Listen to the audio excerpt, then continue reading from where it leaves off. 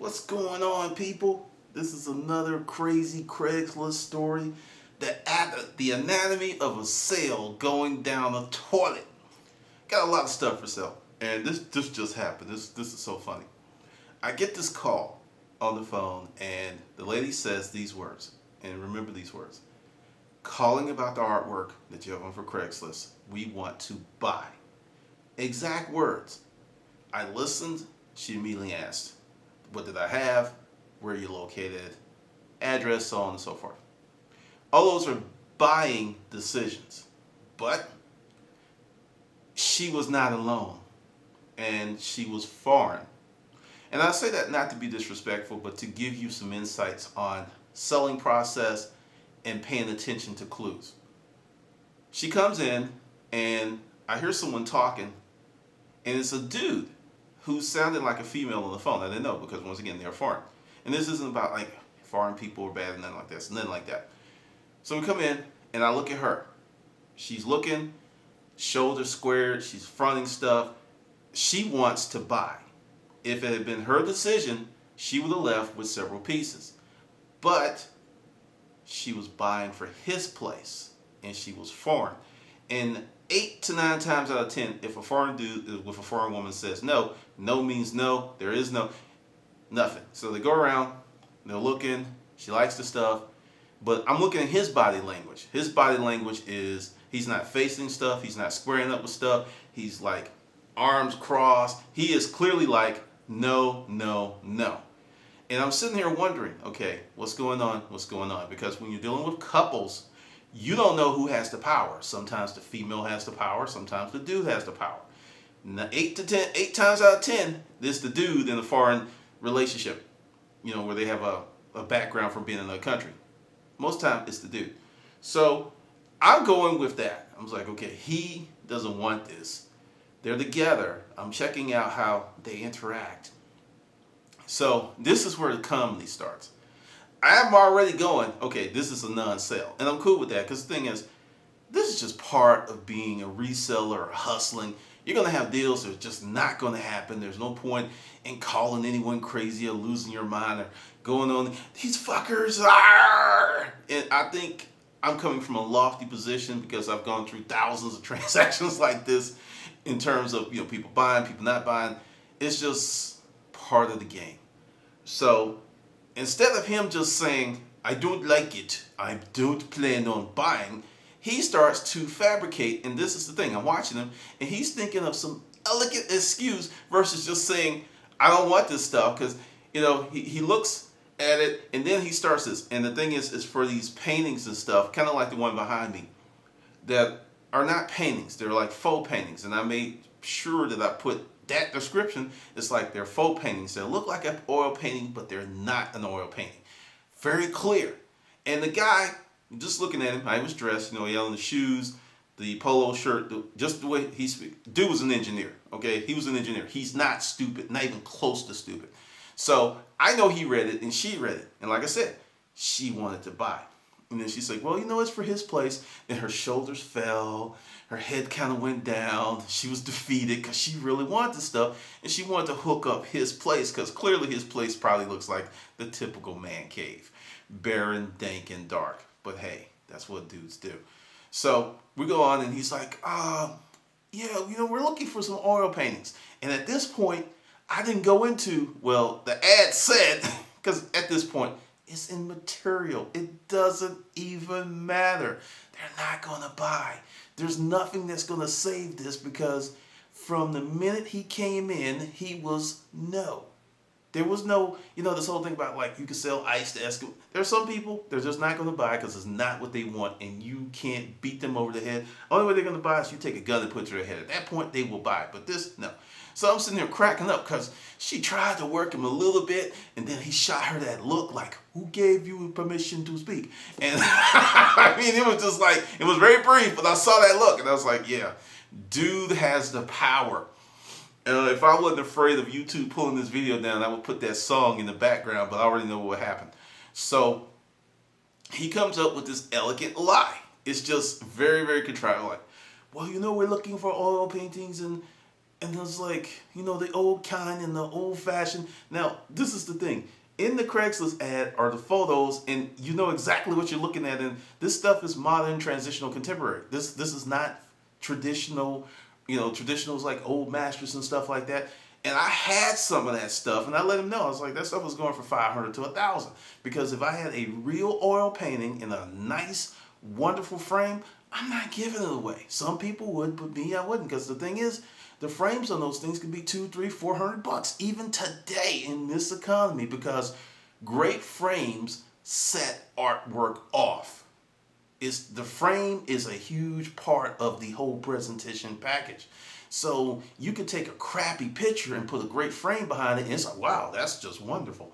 So, he's going in and telling me this, yeah, we're looking for the old masters. Like, I'm just sitting there like, nah, man. I'm just going, I'm pretending to be Boo-Boo the Fool. Like, I'm like, in my mind, like, dude, I had nothing like that in the ad. Because another thing is, if you have something really nice like that, you have to segment it. You can't put super high-end stuff with cheap stuff, because people are going to mentally move to, if this cheap item's here, this real nice item should be cheap too. They're going to cling to that because that's what they want. Regardless of what it may or may not be, that's what they want. If you've ever noticed, when you go to a department store, how things are grouped, like all the televisions are grouped together, there's another reason other than it makes sense.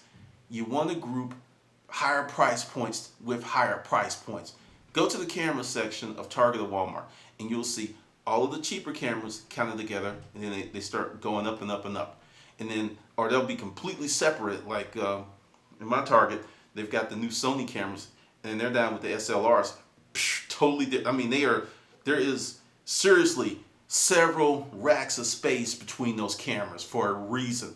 Because when you look at these cameras, then you have to go all the way down here. Not only are you walking all the way down here, you're transitioning from price points. Because all this is psychology. All sales are emotional based. Some type of emotion it's all emotional. And the people who run these stores know this, and that's why they're not right together. Even in Best Buy, you'll see how they'll lead you up down the path, because they have to, because your mind's going to go like, what is this $200 camera sitting next to this $4,000 camera? It creates a problem. It creates a problem mentally. You're like, no, that doesn't make any sense. So we go on and everything, and I'm like, this point, I'm like, cool, because I got something to do, so you can leave. And he's sitting there talking to me and everything, like, I don't know, dude, I don't care. Hey, you don't want to buy. It's cool. It's cool. The chick, she's sitting there like, she's like, she is really crestfallen. She really wants this stuff. I don't know what kind of place they live in or whatever, but she really wanted it. And it's just funny how when you have this dynamics of two people in on the decision-making process, how things can go sideways as a seller. Now, here's a tip for you. If you are selling and a couple comes, figure out who has the power as fast as possible. Talk to both people. Don't leave anyone out, because if you piss off the one with the power, it's a wrap. Oh, you gonna disrespect me and I'm the one with the power? Oh, forget you. Talk to both of them and see who leads. Typically, the one that is leading, that's walking ahead, and the one that's following, that's going to give you some serious insights, because typically that's how it's a natural thing. It's not like the one who's in power goes, I am the one. It's just a natural occurrence of their relationship. That's just how it goes.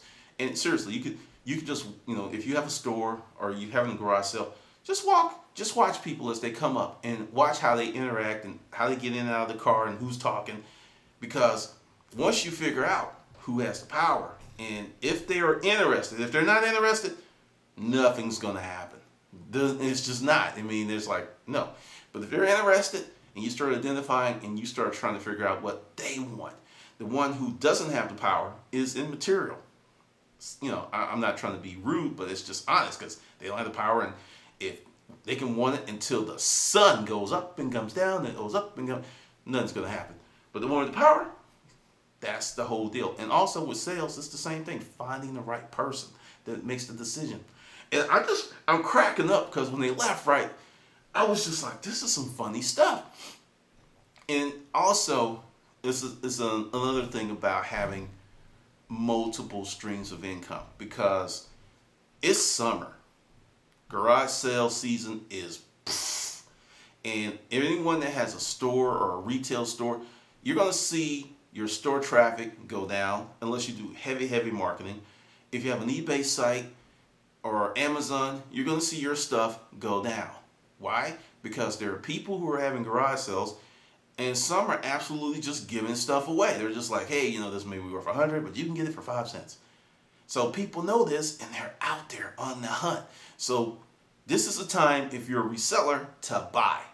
And that's one of the reasons I preach you need space, because this is the time to buy and stock up, because it's the middle of May, June, July, August, September. All right, so 4.5 months. Then after that, it's going to arc up again. And people are like, yeah, I'm selling. And they're going to run out of inventory. Because right now, people are doing what I call compression. They're not trying to get a lot of inventory. They're not trying to put a lot of stuff out because it's slow. This is like the same time, like when the stock market goes down. That's not a time to panic. That's a time to buy, because you're getting stuff at fire prices. But a lot of people want to buy at the top of the market and pay premium prices for something that could go down. It's best to buy it when it's in the toilet and watch it go up. But that's just me. But essentially, part of being a hustler, a reseller in person, because there's psychology that comes in the line, but the nuances of online are totally different from the nuances of in person. And the thing is, if you become really good at making sales in person, you are going to be killer online. You could be killer online and just suck ass in person, because there's 2 sets of skill sets. Totally 2 sets of skill sets. And I just thought this would be kind of funny to let you know how, stuff happens, because the thing is, I was shutting down my stuff. I got like another 3 hours, and then I'm going to shut it down. I got some other stuff to do, because I'm actually working on other projects while I am selling this stuff. Had some nice little hits early this morning. Some people bought some stuff. And then, made some connections and talked to people, because you got to look at this thing as a marathon. Many people will have sales and stuff, and they won't go well, and then they're just butthurt because they put forth a lot of effort, and it just doesn't feel satisfying. But the thing is, you got to remember, it's a marathon, because when we opened up the ultimate garage sale, you start selling out the warehouse. The first 6 weeks were pretty dismal. They were pretty dismal. My partner was looking at me like, you said this was going to work. And I'm like, give it time. And, it happened toward the end of the summer. And I didn't know about the impact of garage sales at large on everything else. Because garage sales, they're great to go get stuff, but they're going to suck money from your online sales. And a lot of people are like, whoa, which one is the best? I'm getting all this stuff cheap, or I am losing money that it's a paradox. It's a paradox. So you got to be able to rock and roll in both cycles, because understand, it is a cycle. And this is a cycle where, depending on the products that you sell, it could be a low cycle. And that's one of the reasons that, if you're going to hustle, you got to have a commitment to the game. All right, this is Glendon, and I'll see you on the good side.